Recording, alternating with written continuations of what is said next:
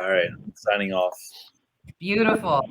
Okay, so I am looking for Tim Bogert to come moderate. I'm looking for Matt D'Souza, probably messed that up. I see Bryan Feinberg, Manny Alicandro, and Mr. Brent Bates from Wild West Crypto Show. If you guys could jump in, we are ready to get started. Bryan? What's happening, guys? You know, another day in paradise, brother. I guess you left this panel for all the executioners to come on. The purveyors of bad news. It's all right.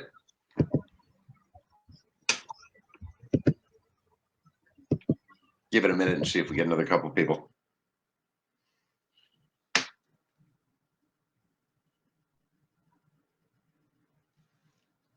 So I guess while we're waiting and people are listening, the title of this panel is, Are we heading into another depression?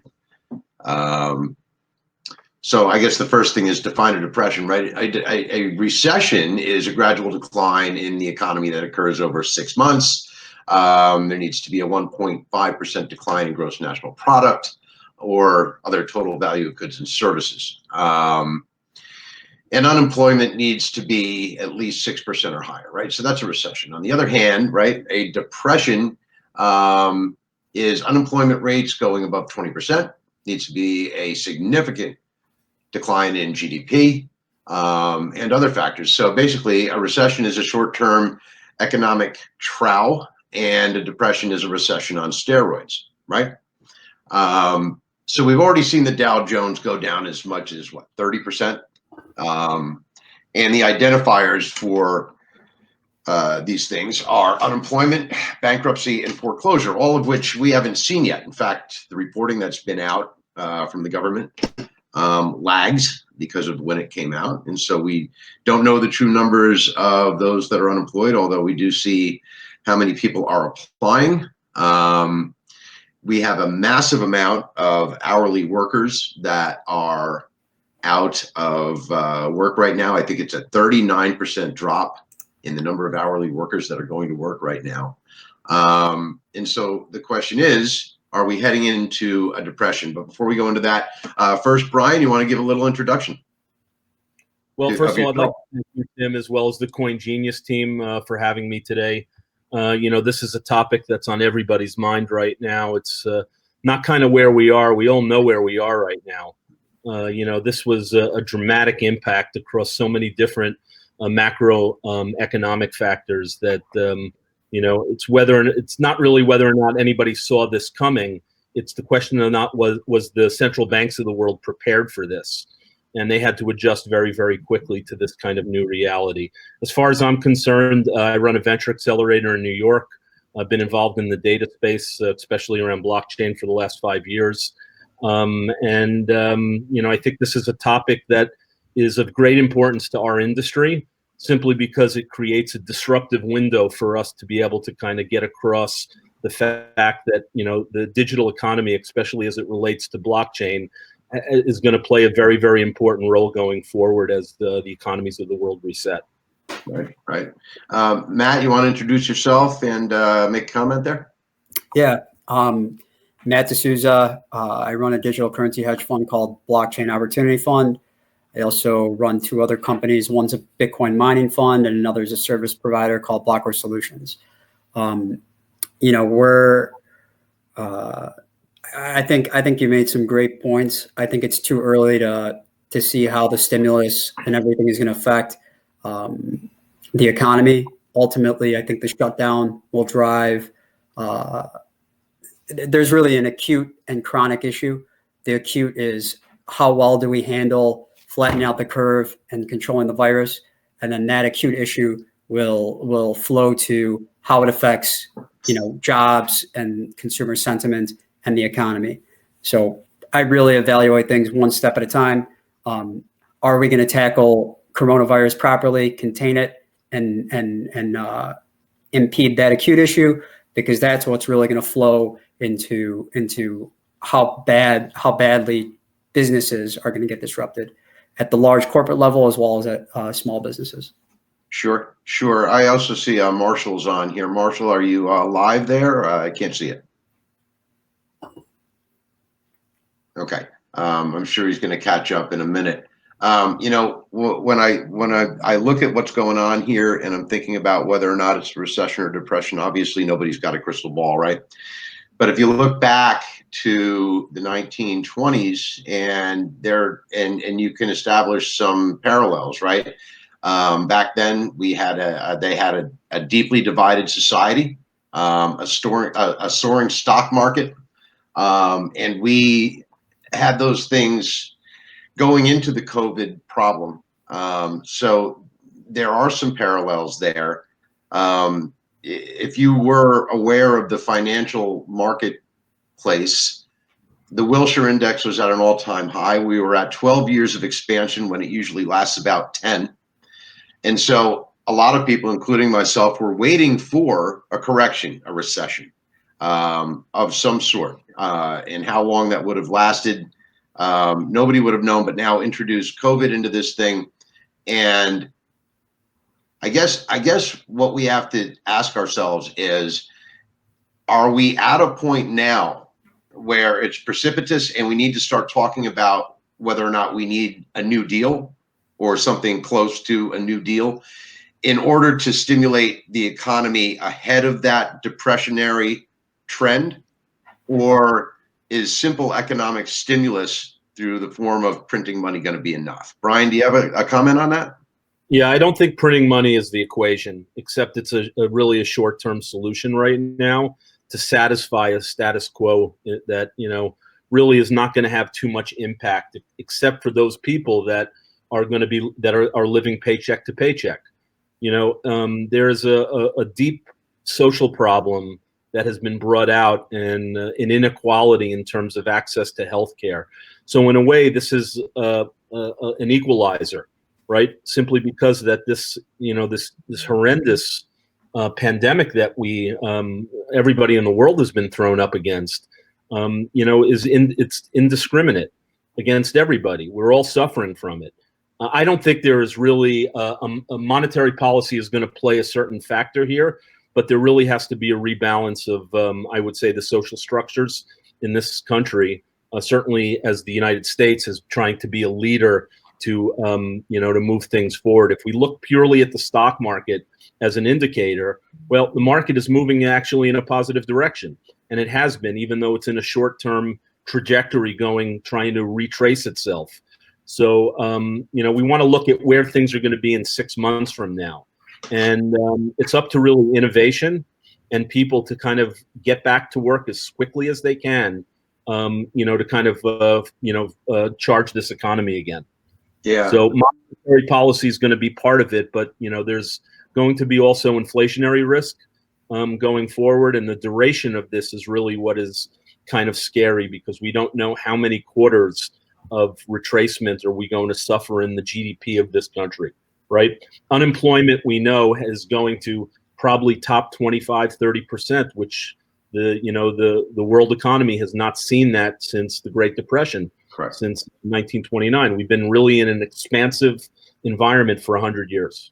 Yeah, I agree with you on the healthcare issue. I also just want to make a point that the health of the stock market certainly affects everybody, but when people are saying, hey, the stock market's doing great, we're doing great, that's a misnomer, because the hourly worker or the guy that doesn't have anything in the stock market sure as hell is not feeling it when it goes up to, you know, 29,000, right? I mean, that helps the company that he's working for, maybe, or the guys that are rich above him, but it's not helping him. So there's a disparity there. You know, I guess the big question back again is, yeah, we're seeing these disparities in healthcare. We're seeing these disparities in wages. Where do we go to avoid the worst of this? So I agree with you, Bryan. It's not going to be in a monetary policy that just floods our country with money, especially when it's not being divided in such a way that treats everybody equally, or at least gives it to the people that need it most, as opposed to the people that don't, or the companies that don't. So, you know, where's the answer to the question on how we go forward to avoid the depression. Is Marshall here yet? I haven't heard from you yet. I see his name. Marshall's not on this. Oh, he's not. Okay. Matt, you want to tag in here? Yeah. I mean, I believe, there isn't, everyone's thinking very black and white, I think, and acting as there's one solution and everything's going to get fixed. We just got smacked in the face, and how you react is really what's important. We need to do everything we can to try and mitigate and provide relief. And it's not one tool that's going to drive it. It's multiple tools, and it's all a process. So you have to expect or accept that there's going to be a lot of damage, that there's going to be a lot of friction to solve problems, and the goal is to work together and try and mitigate and provide relief. And it's got to be done with multiple different tools, whether it's monetary, fiscal. I'm not saying you should be doing one or the other, but it's a compilation of several tools at the state level, the federal level. So I think it's far more everyone really tries to simplify all of this. And ultimately the driver is getting the economy back going. And that's why I point to the acute issue. That's what's going to drive all this. I think the quarantine is critical because I think there's partially an ethical issue. If we take a step back and some of the states that are doing fairly well start ending the quarantine and people start getting infected again, it's going to be a disaster. So it'll be a double dip. Yeah, exactly. It'll be a disaster. So you gotta do the small things because that's what's going to get the big results. So we got to take this very seriously, hit the quarantine once, do it right. Whether we extend till mid-May, once we tackle coronavirus, we could start getting the economy going again. You guys made some great points with QE. Yes, it's asset exacerbation for the upper middle class and the wealthy because they're the ones who own assets. If you're in the bottom 40%, you don't really own assets, right? You rent. You don't own a house. You don't have stock. If you're an upper middle class worker, you're contributing to a 401k. So your QE really just inflates assets. So yes, there's exacerbation and income inequality there, but QE also, don't forget, QE also creates a lot of jobs. No one benefits more than the bottom half with jobs. So let's not paint everything like it's black or white. There is benefits, and I believe it's a fact that QE,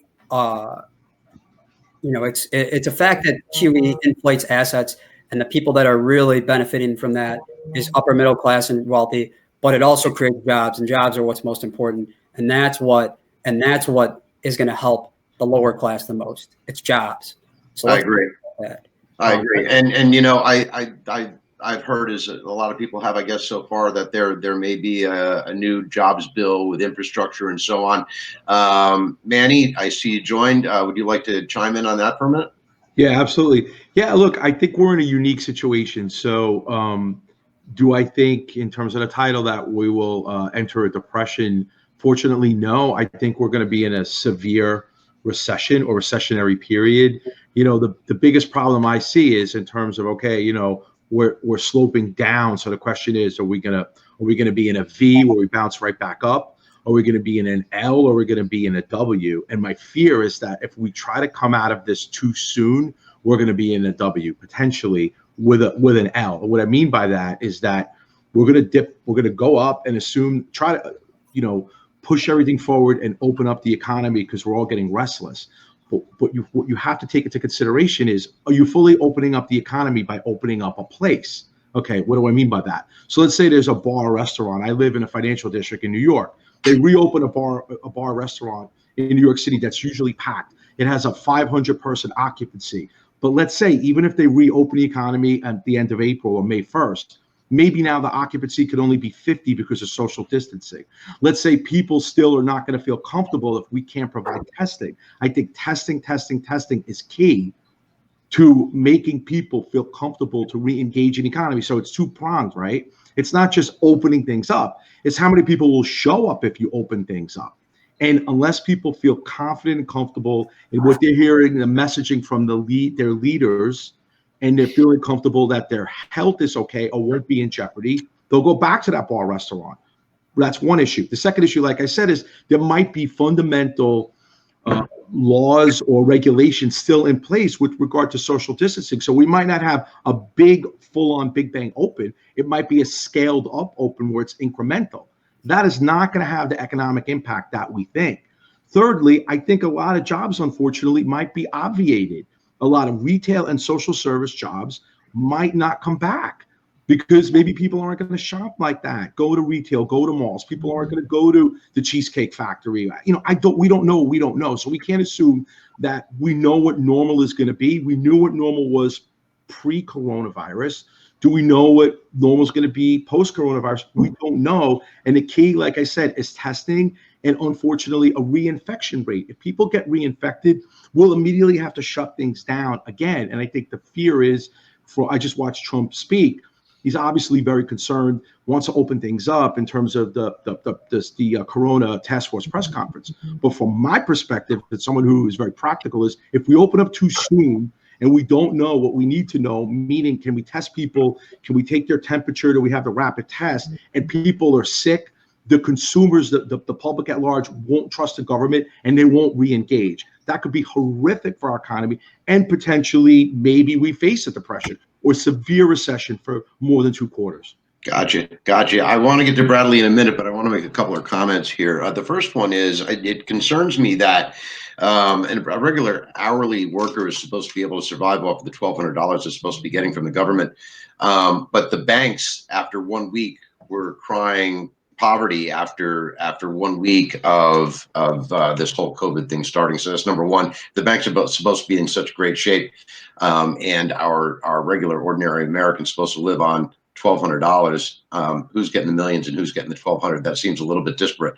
The other thing is, my understanding is that there are many small businesses out there that have probably about 4 to 6 weeks left before they simply will no longer exist. And if they're not able to get the money that they need to stay in business or reopen, they simply won't be there anymore. And I wonder what the impact is when those small businesses just simply go away. Bradley, do you have anything to say on that?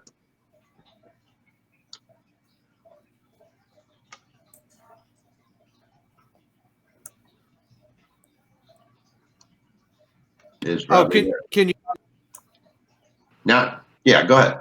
Okay, you can hear me now? We can hear you now, Bradley. Okay, great. Thank you for having me. And I just wanted to reinforce, Tim, I thought you made such a great point, because I happen to agree. I think we are going to see a depression, and I think we're watching something very similar. If you go back and really research what the Great Depression looked like in that 1929, 1933 playbook, it's exactly what it looks like today. And if you think about what kind of recession into a depression we're talking about a deflationary situation. So everything's deflationary. Now, how that could impact, if you're really looking at 1929 and 1933 there, you could look at a upswing that we could be looking at somewhere in the months ahead here that could be hyperinflation that would be felt in the commodities market, a la into crypto. So if we get regulation and couple that with the potential snapback effect of the deflationary, and everybody is obviously looking to get out of stocks and get their money somewhere safe like precious metals and crypto, and we get the regulations we need, we may see people realize that there are safe havens for themselves in other places during this time. Now, it doesn't solve the other issues that everybody here brought up, which are very solid issues. You got people without jobs, but that also leaves a situation where they have 401ks. They got to figure out where they're going to roll them over. What are you going to do with your IRAs, right? You got to get something done with that. Nobody wants to stay in stocks. And when you talk about the Dow being down about 30%, and I don't even think it's done yet. Oh, no, it's nowhere near close to done. We haven't seen the worst of that yet. Exactly. I agree with you completely. Matt, you have something to say there? What specifically? Okay. All right. I mean, back to the idea of how do we avoid it, right? Is it a massive infrastructure bill once things get going again? What's what are some of the things that you guys see as the means by which we as a country can get out of that? Does blockchain have something to do with it? Cryptocurrencies? I think that we need a decoupling of cryptocurrencies from the way that they're still reacting as pretty much an in tandem thing with the stock market. Not all of them, and I'm sure if I got Steve Kwan on here, he'd be able to pick that apart completely. But back to the question, what suggestions do you guys have, whether it's blockchain, cryptocurrency, or simply other means by which we can really head this thing off at the pass? I'm going to jump in, Tim. Is that all right? Yep. So, I think this is about innovation as well, not only from a technology standpoint, but from a thought process.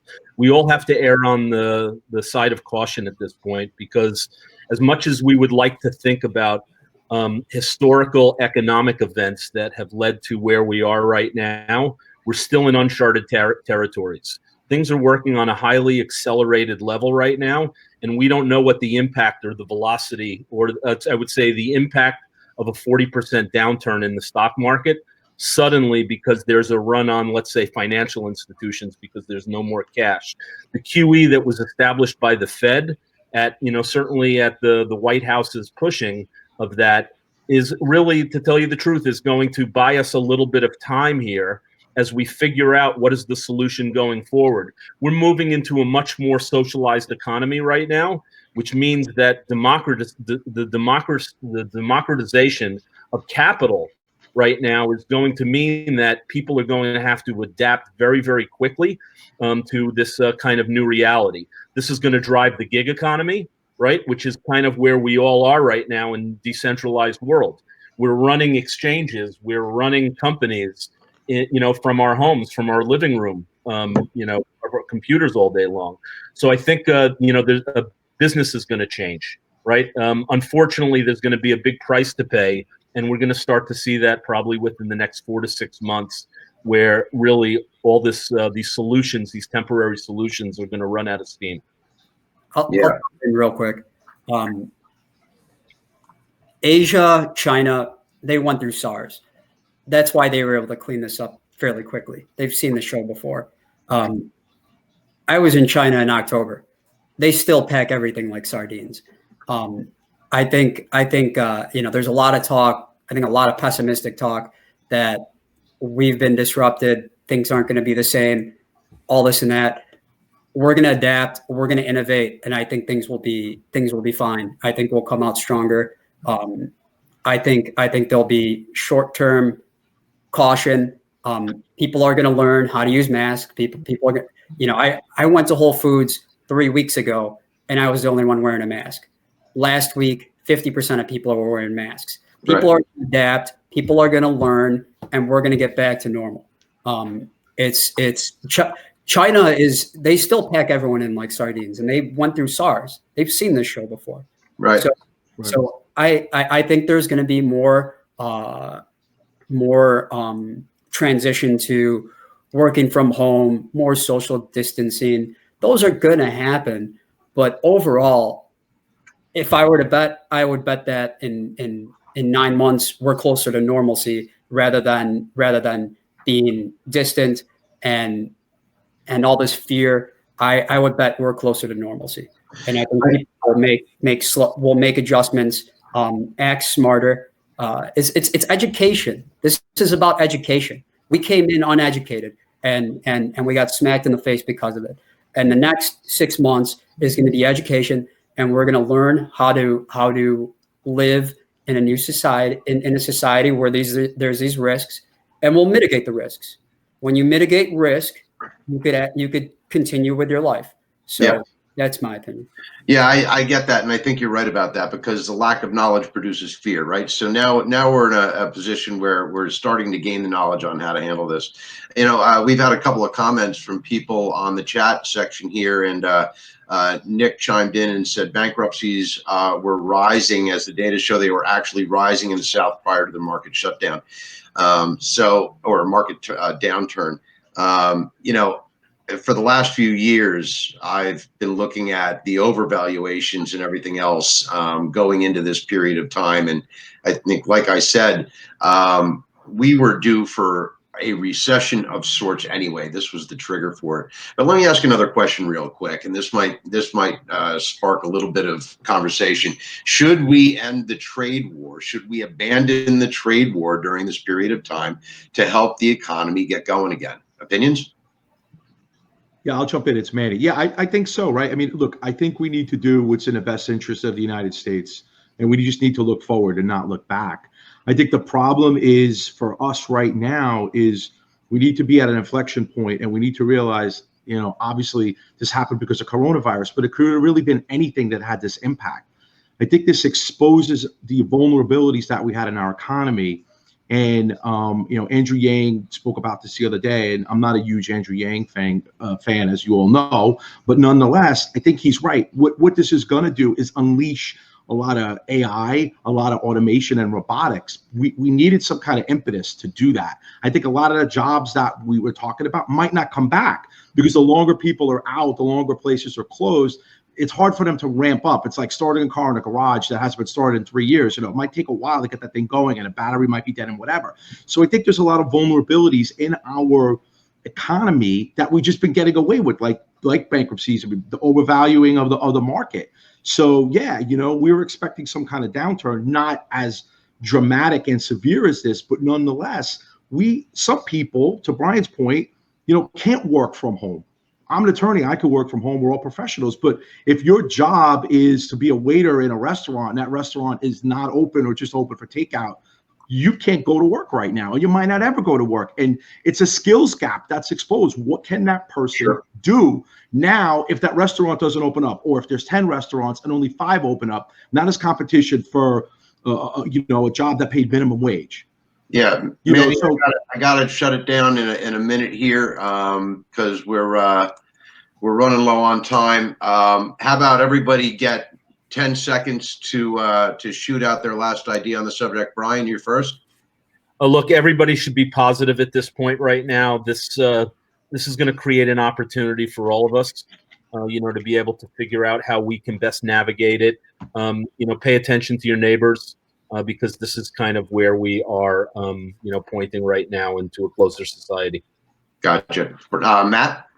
I think we come out of this better than we went into it. I think jobs come back. I think there's going to be global supply chain disruption, and it's going to point towards us needing to do things more with our allies and at home. I think developing countries haven't even seen the worst of Corona yet. They're packed in like sardines. They have to go to work. They don't have the opportunity to work from home. So I don't know how that's going to play out. But I think a lot of developing countries are going to start getting infected with Corona, and that's going to create global supply chain issues because they're the ones that are manufacturing, and we're going to have to start bringing stuff closer to us. So I love the optimism on the front end of your comment there. I'm going to cut you off. Bradley, 10 seconds. Shoot.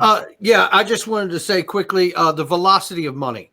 Hopefully through this multi-layered problem with a current health event and an economic crisis that was here all along, hopefully they'll choose to move internationally with some kind of distributed ledger, open permissionless system, come together, move some of the collateral debt onto that, and be able to use the velocity of money and the settlement of money across the globe to stimulate this economy much faster and lessen the pain.